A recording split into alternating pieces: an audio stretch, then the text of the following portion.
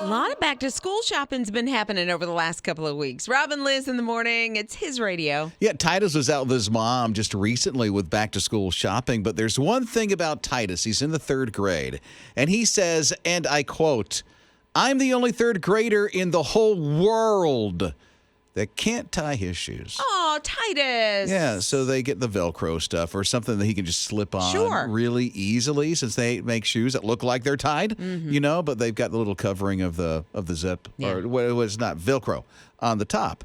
And so as he's at the store with his mom, it was one of the sporting goods stores, and they're in the shoe section, and he sees this pair of Adidas shoes that he loves, but you have to tie them. Oh, and he's so frustrated. I just it's see like, it. I want those shoes, Mom. And so JJ's the one handling this whole thing, getting the size of the foot and everything. And JJ's like, yeah, I'll help you tie. I'll teach you how to tie your shoe. This is how my mom taught me. And so it was the bunny loop. I was going to ask. It took 25 minutes. And now Titus, because of JJ, knows how to tie his shoes. I have cold chills. Isn't that great? That is customer service. That is a human being seeing that they need to help another human being, and that is amazing. Well, Titus sounds like he's been there. It's like, man, it's tough to learn how to tie your shoes. And so JJ was there, so he taught Titus how to do it, and way to go. I wonder if he taught siblings before, and that's how he knew. First of all, you got to have patience. Oh, you know, when somebody's struggling like that, and 25 minutes doesn't sound like a long time, but on the same job process. Well, plus, Titus was motivated. He wanted these red kicks, man. I'm glad he got them. He got them for sure now.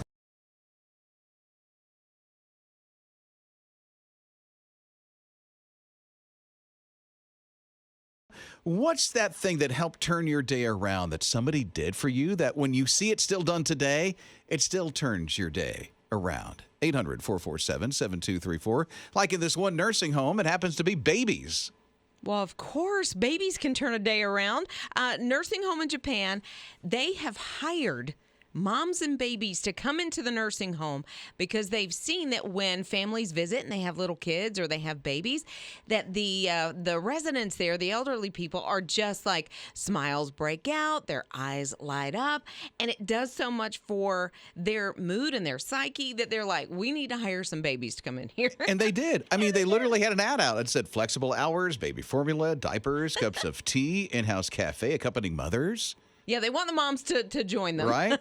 You got to be 3 and under if you want the job. Well, I know. And mom can come with you. Yeah, well, mom needs to come with you, right? Or dad, so that you can, they can change the diapers. But the residents there, the elderly people are just completely a different mood when the babies are there. Just like I know when my dad was in hospice, they had a dog that would come in to visit. Oh, great. Like pet therapy. Works the same kind of way. I love this. Julio is an early riser. Julio gets up about 4:30 in the morning. He's a teacher. And you're like, okay, does he work out? Like, does he do a paper route? Like, what's he doing? Yeah, what does he do? No, he gets up and literally gets in his car and drives to the school. He has a 4-hour commute. 4 hours? Well, 2 hours one way, 2 hours back home. Oh, my word. I know. That's a round trip, 4 hours. Can you imagine 4 hours in the car? That's a lot of traffic. Yeah, and he teaches at Eula Boys High School, and he is one of the favorite teachers there because not only does Julio, drive so long, have this crazy commute, but also he'll go in early, which means he's getting up at 3:30 in the morning sometimes to help tutor some kids. He'll stay afterwards. He'll do the bus route. He'll tutor some more kids. He'll take some kids home if they need, a ride home. And he's on a scooter.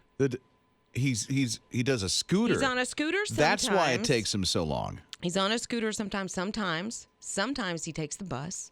Now that's if you've got a 2-hour commute. He's getting off and transferring multiple times. Okay, so his 2-hour commute isn't because he lives so stinking far away. Right. So the boys knew this. The students knew this. Some of the teachers knew this. And they were like, what in the world? This guy cares so much about us. Let's show him how much we care. They raised money, and they came up with enough money to be able to buy him a car. Oh, come on. $30,000. $30,000. They bought him a 2019 Mazda CX-3. Good for them. So I think that's pretty good on gas mileage. So they're thinking there. It's not like they got him, a big Jeep or a Hummer or something like that. That had to have taken an hour and a half off. Maybe he's only 30 minutes away now. Right. And so what he said, of course, tears and smiles, and he has 3 kids at home as well. Oh, my. Yeah, he's not just a single guy. He's got a family at home he's trying to get home to. So it gives him more family time. But what he said was, now I've got time to tutor more students. What? Look at that. Julio, are you kidding me? Come I love on. this guy. Dude's not sleeping in. No. He's tutoring more kids. Way to go, Julio.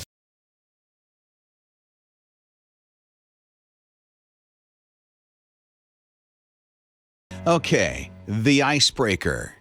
You know how you got to get a conversation started somehow. Yeah, you have to make that connection with a potential significant, your spouse, your future honey, your schmoopy. Yeah. What? Your schmoopy. Snoopy? No, schmoopy. Snoopy? Schmoopy. Snoopy? Why are you saying Snoopy? Because it sounds like you're slurring your words. Schmoopy. That's Snoopy. your endearment, your little nickname for your honey. Okay, so for Jake. Jake's the single guy around here. Okay, Jake, pets. What would you connect with? Definitely a Doge. A what? A dog. My word. So a Snoopy. Evidently. A schmoopy. A Snoopy. A certain breed? Pretty much any of them will do it for me. I love me some dogs. Okay, well, he likes the dogs. Yeah, I love some dogs. So Kim is a little different at 800-447-7234. It would be possum. A what? Possum. There's an icebreaker for you. Yeah, it is. Why is that, Kim? Yeah, I was about 11 years old, and my dad rescued her from getting hit. She was a baby, and we had her for about 3 years, and her name was Emma, and she literally thought she was a dog. My mom would tie her up in the front yard to let her get exercise, and she had more than a couple of cars slam on their brakes and yell out, "That's the most ugliest dog we've ever seen." And my mom's on the porch going, "How rude! You are so rude!"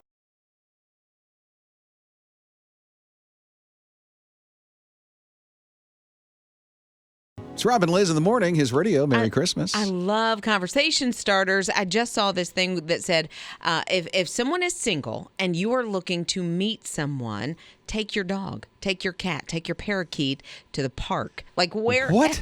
Yeah. You take your parakeet? Well, hey, if that's your pet, that's a conversation starter. Why you got that parakeet with you at the park? I don't know, walking around with a cage? But you know what, right? Or just I saw it as on the shoulder.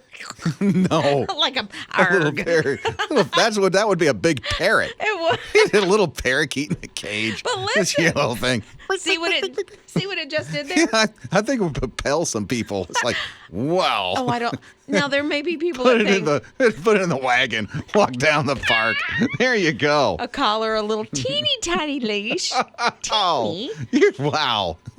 Guess- Want a cracker? But it just started a conversation. So the point is proven. Yeah, right. I think. Okay, Scott, your wife is like a cat person, and you are. How did you meet? Was it the cat thing? Well, we didn't have the cats with us, but it definitely was kind of an icebreaker, a conversation starter to help us, get How to know did that each even other. come up? Yeah. I don't know. She may have seen like a cat hair on my shirt or something. Hey there, you like cats? Wait. So, okay, let me see. Where were you? Where were you when this happened? Well, we actually met at a wedding. Okay, so you're at a wedding. Yeah. And you're covered in cat And here you hair. are in the suit, and she goes, Yeah. cat hair? Excuse me, you got a little something there on your shoulder. Yeah. Catnip dust hanging it out of off. the pocket. That's cat hair. I'm a cat person, too. I can see this conversation going. See? Wow. There you go. And then just went from there.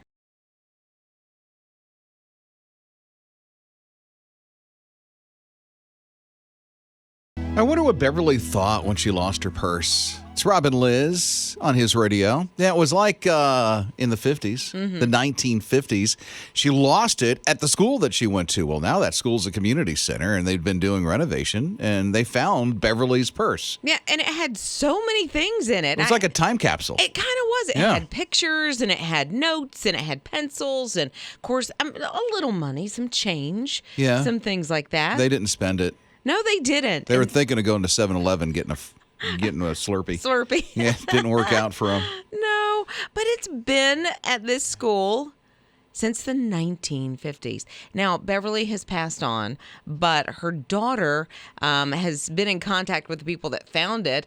I can't even imagine what that was like. Hey, we found your mom's pocketbook from the 1950s when she was in school. It turns out to be a big deal. There's one thing they're talking about. They thought one was a wallet, and it had a bunch of pictures and stuff in it. Turns out to be her diary. Isn't that wild? Yeah. Now, a little time capsule. They said it's like the Facebook of back in the 50s because of all these pictures and notes and the things that she would write in the diary. And they also have a press meeting about this purse. well, because it's now, I guess, sort of the Historical Society has gotten involved and are saying, okay, this is a piece of history and we want to preserve it. And so hopefully, here's what I'm hoping is that the daughter gets Mama's diary. Well, that'd be good. I think that would be best. Yeah.